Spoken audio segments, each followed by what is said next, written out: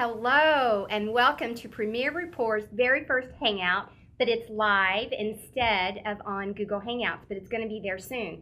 So make sure you check out Premier Rapport on Google Hangouts live on air. This is going to be piped on air later too.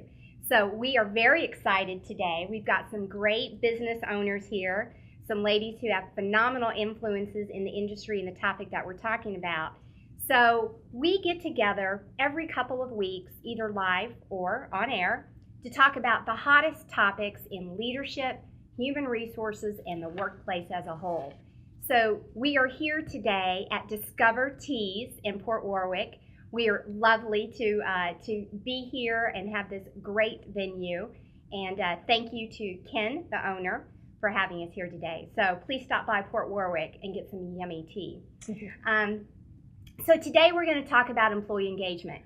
Everywhere you look, everything you see, everything you read has shifted from empowerment into employee engagement. Are they different? Are they the same? Why are we talking about it? These ladies are all going to weigh in on their different industry expertise and hopefully enlighten you and give you some tips and some things to think about and maybe take back to your own business and to your own team.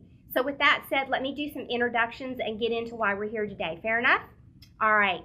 To my far left is Jennifer Stubbe. Jennifer is the managing partner of, and I've already lost my cue card, so I'm so sorry, is the managing partner of Kendall Morgan Partners. And she is a top-of-the-line recruiter, has been in the field for years, worked in several different markets, and is actually back in the Hampton Roads area. So welcome, Jennifer. Thank you. Really excited about hearing you weigh in on what you've seen over the years and the trends as you talk to your clients and what is it that they're looking for on the employee engagement side, and how can you help them through that without even stepping on their toes, but give them some guidance in finding the right people. So we're really excited that you're here today. Thank you Welcome. so much, Shelley. And then to my immediate left and to Jennifer's immediate right is Courtney Bazell. She is the owner of Proximo Marketing Strategies. They are a full-service marketing firm that does everything you know, the digital, the social piece. But what I love about it is they've got a focus on making sure that the employee is engaged and buys into the vision that you establish at your company, which is great and very unique from a full-service marketing firm.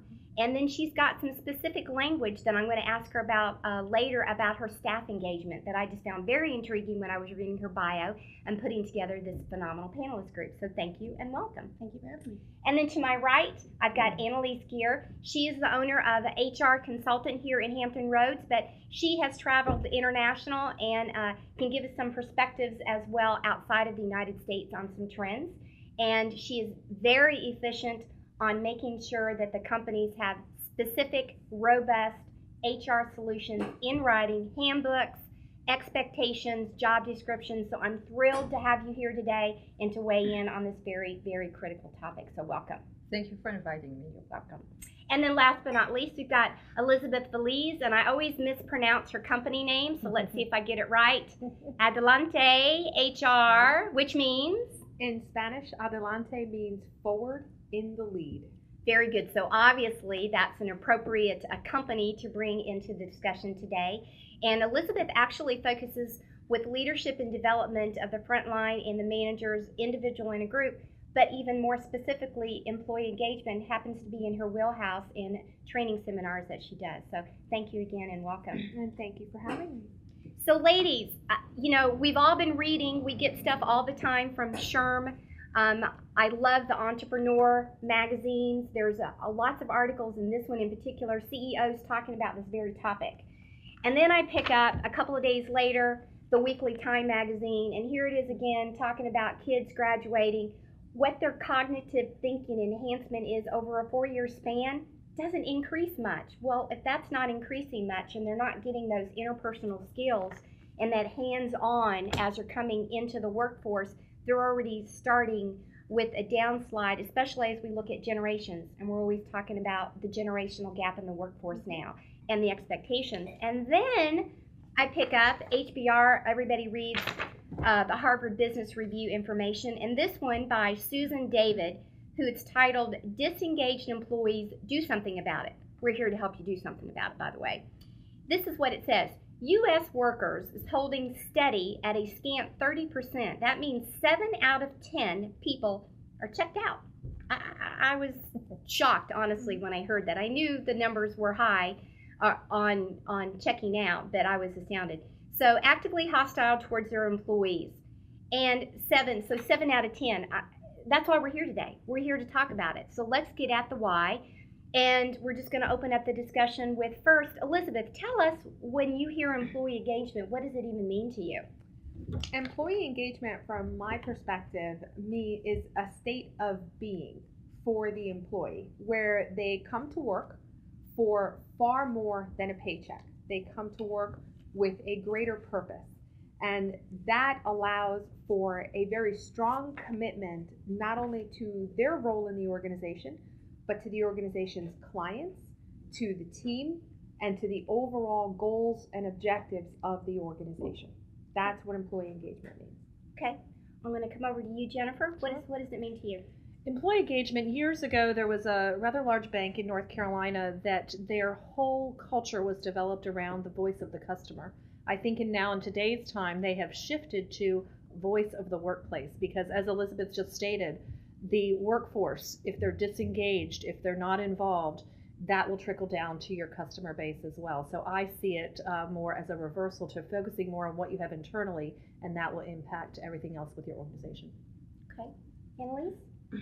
Well, yes, engagement is really the ability for employees to provide discretionary effort to benefit the organizational objectives. So, and Hay Group has actually done a lot of research in that on that topic. What they did find in their more recent surveys is about 2/3 of employees say that they are motivated, but they are frustrated because there are roadblocks that do not allow them to perform their job correctly. And so when you have motivated employees who are frustrated, they have 3 choices. They can either check out, or they can leave, or they can decide to become disruptive. They become disruptive. Exactly. Okay. And Courtney, please, what does it mean to you and in your world? Employee engagement is the employees understanding what the vision of the company is, making sure they're on the same page as the business owners or the business managers, the doctor of the practice. A lot of times I think in business we'll find when we sit down with a client that their staff, they're assuming their staff knows what their short-term and long-term goals are, but they're kind of on different pages. And so you may have staff that wants to be engaged, but they're just shooting toward a different goal. And so our job is to get them on the same page as the owners. Very good. Well, let's dive into that a little bit more. You guys made a couple of interesting points. I want to get at the why. Again, we promised we were going to help you, so let's get into the why.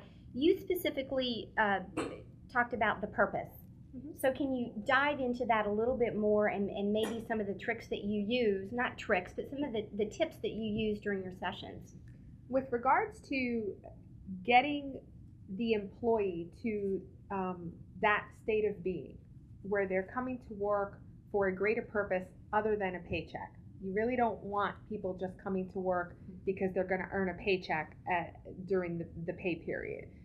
Some of the things that you need to do is the first thing that I always tell my clients and potential clients that I meet with is you have to take a pulse of your employee population as it stands today. How are your people doing today? Because a lot of times what I'm finding is leaders in the organization make some pretty brazen assumptions. My workforce is great. We're good. We're doing great. But if you go out there and you administer, let's say, an employee survey that has questions that are specifically tied to that state of being, you will find what the Harvard Business Review and Gallup found, that upwards of 2/3 of your organization, up 70% or greater, are not engaged in your organization, to its mission, to its vision, to that game plan that folks like yourself put forth for the organization. So the first thing that I encourage people to do is assessment, so that you have a baseline, you know where your people are, and then you can identify what are those challenges, what are those roadblocks, to quote Annalise, that are keeping those employees from achieving that level of purpose, that sense of purpose and that drive. So I think that that's really critical. And a lot of times companies have all of these strategies, processes, programs, which I hate calling employee engagement programs a program because that implies a beginning, a middle, and an end. It's more of a culture. When it's more of a culture, Mm-hmm. but they invest all of these dollars in all of these things, and they only succeed 30 to 40% of what they were looking to accomplish. Well, there's a reason for that. We never assessed, we never identified the gaps, and then did not create the strategies with the executable action plans to address those gaps. So I think that that's a critical first step. Well, let's dive in and play a little bit of devil's advocate with that then. When I go back to the Entrepreneur magazine, the articles with very successful large companies and CEOs, they are also frustrated. So it leads to wonder, how is it so different today than it was 20 and 30 years ago? Is it that we have more assessments? Is it that we ask more questions? Is it the generational gap? Why is this disengagement and frustration such an issue? If we go all the way back to Andrew Carnegie and Henry Frick,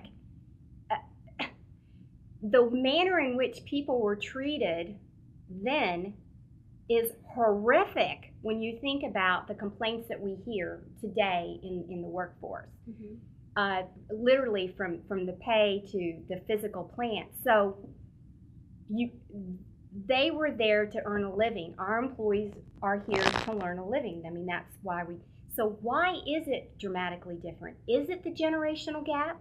Spoiled kids whining? What is it? Seriously, what is it? But it's not just the younger generation. No. It's also our age and older that have these expectations and these disengagements. So I challenge you guys to dig a little deeper into it. So you were going to say something, Jennifer. Back to the generation gap. You do now, in the first time in history, you have people are staying in the workforce longer out of necessity. Their retirements have gone away in their first career. So you have the baby boomers, you have the Generation X, and you have the Generation Y. So I think companies that have been around for 100 years need to have a diverse group of individuals investigating this. You need to have a Generation Y, a Generation X, and someone that's been around for quite some time, because all of their expectations need to come together, okay, to develop a really effective employee engagement program. And I think a lot of companies haven't figured that out yet. And I think because it's complex and challenging. It is. Who do you think's asking the questions, though? Is it the CEO? Is it the HR? Is it somebody else in the C-suite? Who's asking the questions and bringing these to surface? What do you guys think? I think definitely when you've got the right human resources professional in the organization, it's the HR people that are asking the questions. It should be. And in the organizations that get it and that are doing it right and that are reaping the rewards of doing it right, that return on investment, it is the HR people that have typically started those conversations, because ladies, we're the ones of the culture. Yes, we're the ones that get all of the complaints from the employees. We're the ones that are dealing with the EEOC charges, the Department of Labor investigations, and when we dig deep, we uncover some of these issues. And just to get back to why is this a challenge? Why is disengagement happening now? It appears more so than ever. I have a theory on that. And one of the things that I have seen, not only through my span of organizations that I've worked for, again, being a military spouse, every 3 years I get exposed to a new organizational culture. Organizations across industries are taking their frontline employees who are great at what they do on the front lines, and they're promoting them to leadership positions, but they're missing one very important piece of that transition. Supervisory training. Thank you, Annalise. Or do they even have the natural behavior to begin with to hold people accountable? Exactly. Right. What they're doing is they're saying, let's take healthcare just very quickly. Wow, you're a great nurse. I know, healthcare quickly. Hey, you're a great nurse. You're a great clinician. You know how to provide that patient and family-centered level care. Let's make you a manager. But here's the thing. It is a completely different set of skills to be able to provide exceptional clinical care than it is to lead a team of nurses. To your point, Shelley, to your point, Annalise, we're missing that critical strategic leadership development platform that prepares people for leadership position, and more importantly, weeds out the people that should never be in leadership positions, because let's face it, not everybody's equipped. right. Ladies and gentlemen of the world, to. not everyone is equipped to be in a leadership position, regardless of how successful they've been in that frontline position. So I think that's my theory, and I've seen it. Don't you also think that we're more open and boisterous and allowed to speak? I go back to the Carnegie days, and you just didn't speak out. Right. You came in, you did your job, and now we want to know how you there feel, are more what's going on. Yes, and I think maybe we're hearing more to the point of that. So, Courtney, I want to come over to you. So it's interesting perspective on the marketing side, and you talk specifically in your tagline, your mission statement about the staffing piece and the connection. So how do you go about uncovering that? But I'm first curious. I know, double question. Who are you connecting with? Are you also engaging on the HR side? Is it the CEO president bringing you in? Is it a director, operations? Who's bringing you in the door? Right. Usually it's the business owner. Sometimes if it's a medical practice, usually it is the HR, the manager. Like you said, you have the people in leadership positions, but then you have the people that are good at what the skill is. So the doctors may think that the office is running great because the procedures they're doing are, going quickly, they're successful, but the manager actually knows where the problems lie and what we need to focus on. So that's who's bringing us in. Okay. That's our point of contact. And then the staff, engaging the staff, the way I think internal branding is one piece of what we do. So like you had mentioned when you introduced me, we not only drive traffic to business, but we want to make sure that the staff is on board with the same vision, like I've said, and I think that's so important not to skip over. And the example I give that I think sums it all up is a dental practice is located on a business park. And we sit down with them and say, who is your target market? Their target market is the busy professional. I say, so what is the appeal of your practice to that busy professional? Well, their appeal is convenient hours. They are open before you go to work, during lunch, and after hours. And they have in and out quick service for that busy professional. Well, if the staff is not on board with that vision and they don't understand that it's a busy professional that they're trying to bring in, that they're trying to appeal to, they may be sitting down and talking to these patients about their family and what's going on in life, where some of us may love that, but these busy professionals that you've branded yourself as gearing toward, they're not getting what they came in for. So now you have bad publicity, and now you have that bad word of mouth. So we go in and that's, make sure that the vision is clear to the employees, and then we incentivize that, and just depending on the company and what works for them with their margins and all that. Okay, very good. It's an interesting tie to pull that. Of course, it makes sense. The connection makes sense. Yeah. But it's great to see that synced and going in together for that. So, let's see here. Shelley, going back to the comment of why is the disengagement at the levels that it is today, I think another piece of this is probably the economic climate, where since 2008, with the exception of the healthcare industry, most people have probably felt that they were stuck in a job, that they were not able to move on, move up, move across. And so, as anything in life, there's some boredom that settles in that translates potentially into disengagement in the workplace. So I think that's also a piece of that. Not necessarily complacency, but just the economic environment doesn't allow you to grow and expand and explore new horizons. So I think that's a factor. You're in fear, unsecure of, Yes, exactly. But if I could piggyback off that, what is going to happen though here in the near future as the economy is changing and going in the right direction again, those disengaged employees will walk away. They're going to walk away. Yes. Okay. They're going to say, okay, this company has not been here for me. I just don't feel part of a team, and they're going to go.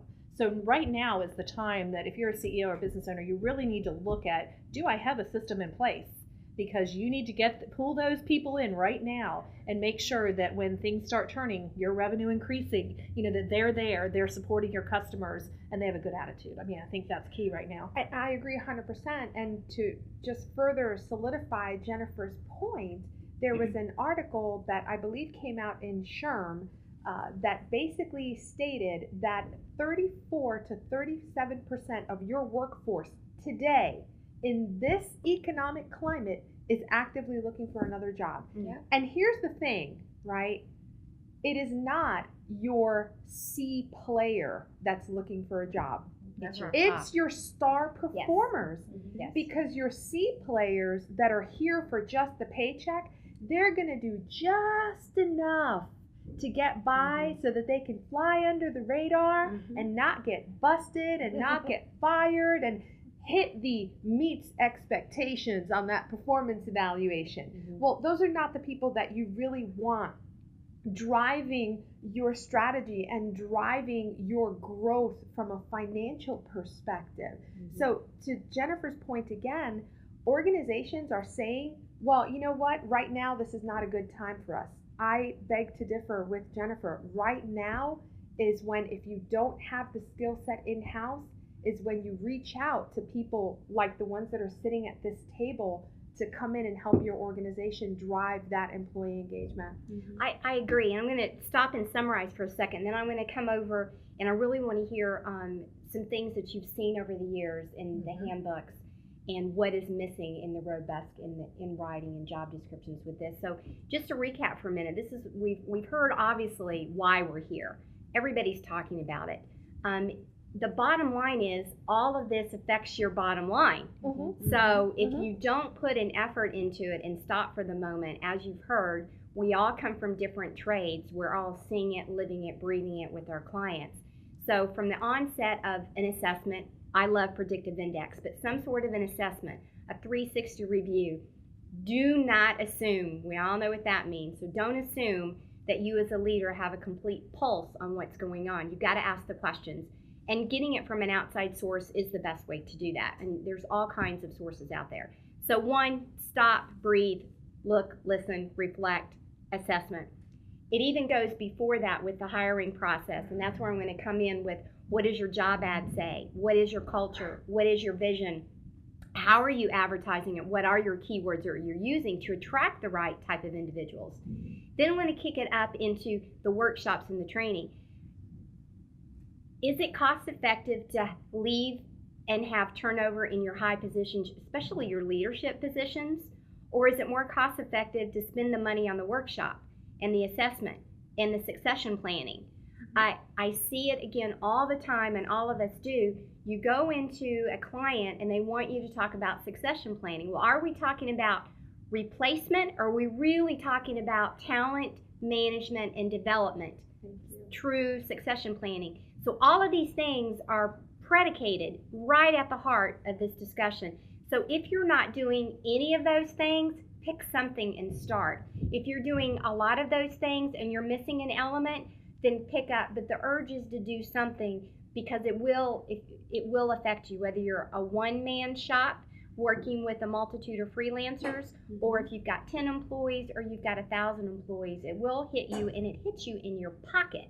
Bottom line profit and the revenue piece. That's why we're here saying and doing what we're doing. So with that, let me come back over and talk about what you've seen, what you've learned over the years, and give us some tips about why it's important to have things in writing, and why when you're hired to do job descriptions, you do the interviews and you do what you do to make it right and not just copy and paste off of the internet. Well, I think the employee handbook, if it's done correctly, is really a communication piece of the company setting its expectations with its employees. And so if you've got that part of it nicely done, consistently handled, and documented, you're keeping yourself out of trouble for a lot of things. Consequently, you free yourself time to work on the more fun and the value-added pieces. So I think that's why, having the compulsories, it's a bit like gymnastics. You have your compulsories and then you have the free program. You need to have the compulsories done correctly, and then you can engage in more engagement, really. Motivating employees, empowering them. You can call that if you're in a high performance work system.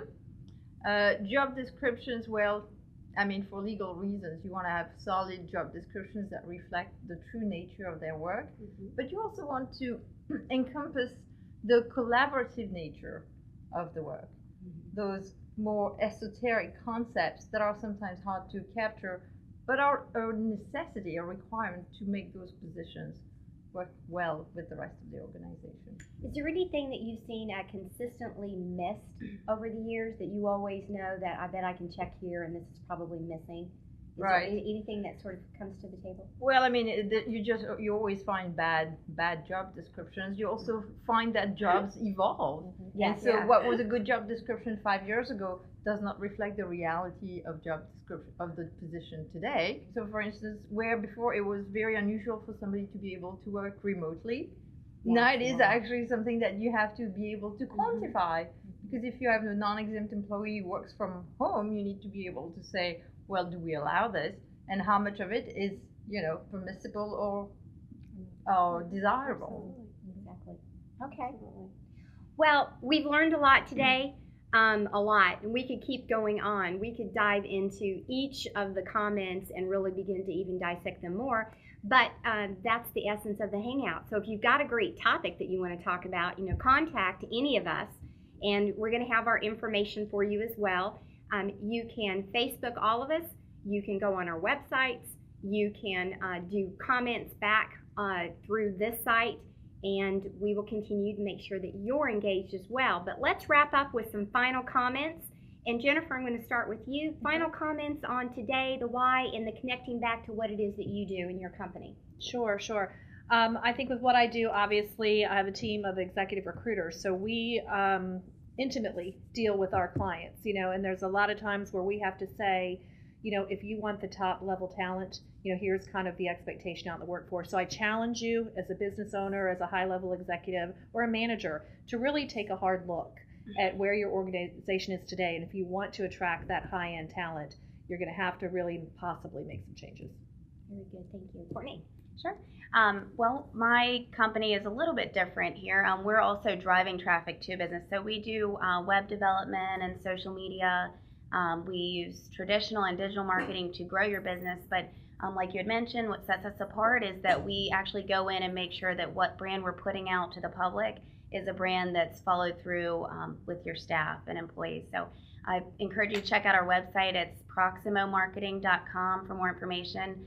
We'd love to sit down and do a consultation with your office manager or yourself as a business owner and see if we could help each other out. Very good. Thank you. Annalise? Well, a parting thought is a lot of the engagement and employee motivation hinges on that personal relationship between the frontline manager and its people. And so spending time getting to know your people is very simple and yet so powerful.